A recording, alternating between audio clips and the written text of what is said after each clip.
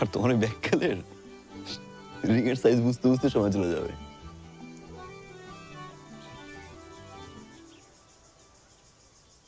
নিয়তি বিশ্বাস করি আমি, কার কপালে কি আছে সেই জানে।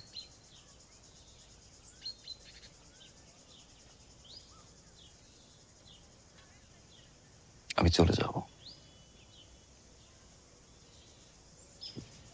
যদি তুমি চাও।